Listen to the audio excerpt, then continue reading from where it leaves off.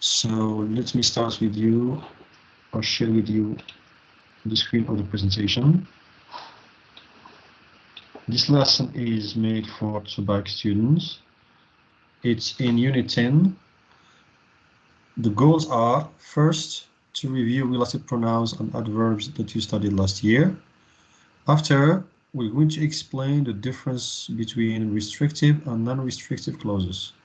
So let's start.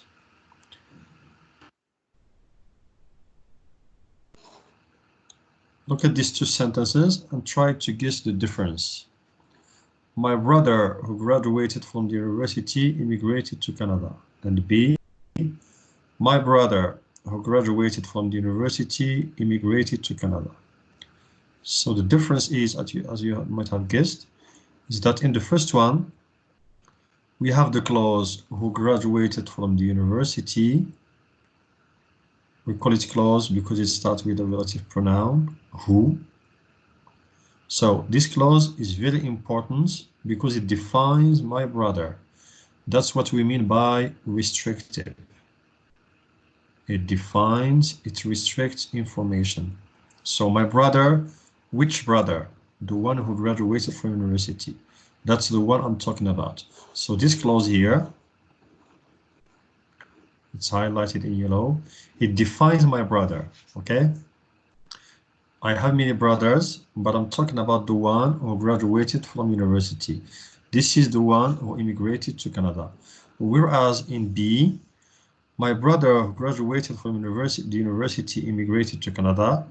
Look at the clause here, highlighted in the green.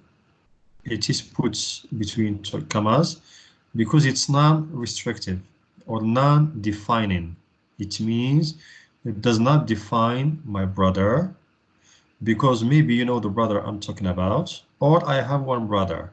So my brother who graduated from the university immigrated to Canada. What is important here is that my brother immigrated to Canada. This clause between commas is just an extra information, not important, okay? Additional information. Whereas here, this one is very important. Why? Because it defines my brother.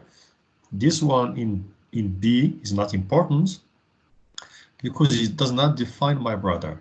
It just adds an extra information to the sentence. So we say that here, this clause is restrictive or defining, and the information is very important. Why? Because it defines my brother. Maybe I have many brothers, and you don't know which one I'm talking about, so I'm defining the one I'm talking about. Which brother? The brother who graduated from university. Whereas here in B, this clause is non-restrictive or non-defining. It does not define my brother, and the information is just extra. So in B, we can delete this information. We can do without it, because what is important is that my brother immigrated to Canada. Whereas in A, this clause, this information is very important because it defines my brother. So this is an example of restrictive defining clause. Here, this is an example of a non-restrictive, non-defining clause. When a clause is non-restrictive or non-defining, we put it between commas. That shows it's not important. It's just an extra information. Let's move now to our examples to clarify more. Look at these sentences. Look at one. Philip Imiguali, who is known all over the USA, is from Nigeria. So, as you see here, the relative clause is who is known all over the USA. It starts with a relative pronoun, who refers to Philip Imiguali. So we use who to refer to people, okay, a person. As you see here, this information, this clause is non-restrictive. It does not define Philip Imiguali because he's known all over the USA. So this is not defining, non-restrictive clause.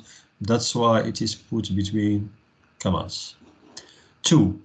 African writers who write in English settle down in England or the USA.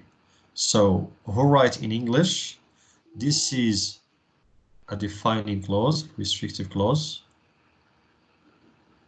As you see here, we don't have commas. Why? Because this information, this clause is very important to define the African writers. We can ask which African writers? The ones who write in English. So the important information here is African writers settled down in England or the USA. We are adding who write in English to define the writers I'm talking about, because maybe you don't know them. That's why we say African writers who write in English. And again, who refers to people, African writers. In the third sentence, graduates whose grades are the highest will be given jobs with tempting salaries. Whose grades are the highest is a defining or restrictive clause. Why? Because it defines the graduates I'm talking about. We can ask which graduates? The ones whose grades are the highest. These ones, they will be given jobs with tempting salaries. Tempting means attractive, good, great, okay, salaries. So, who's here? This clause starts with whose. Whose refers to position, something or someone belonging to someone else. Here we're talking about the grades of the graduates. That's why we are using whose. For example, the man whose jacket is black. It means the jacket of the man. The man whose house is big. The house of the man. So when you have position, something belonging to someone or someone belonging to someone, use whose. 4. The Pan-African Conference, which took place in Illinois in 2003, focused on reversing brain drain into brain gain.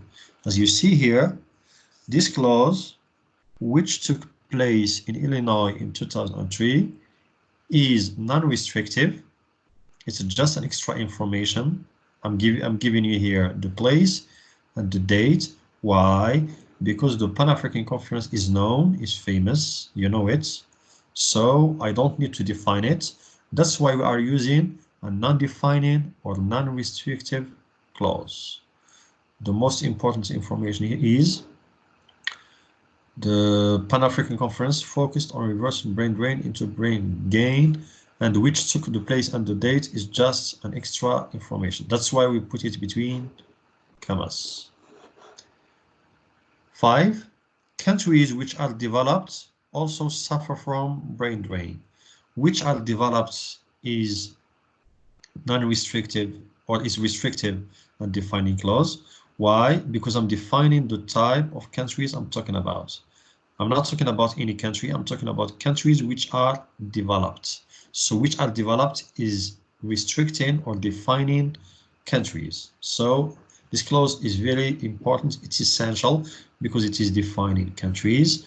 We use which, as you know, to refer to things, inanimate objects, ideas, etc. So whereas we use who for people, we use which for things. Also for people, we can use that. We can say, for example, here in the first sentence, Philip Imiguali, that is known. And also we can use that for things, like here, the Pan-African Conference that took place. We can use here also that, countries that are developed. Let's move now to practice. So I'm giving you here 2 exercises to practice what we studied before. In exercise 1, you can find it on this link. You're going to review using relative pronouns and adverbs like who, which, whose, whom, where, etc. In the second one, provided in this link, you're going to practice forming relative clauses by matching phrases. So go to these links and practice these exercises. You can find the whole lesson and with the exercises on my blog here. So that's all. Thank you very much.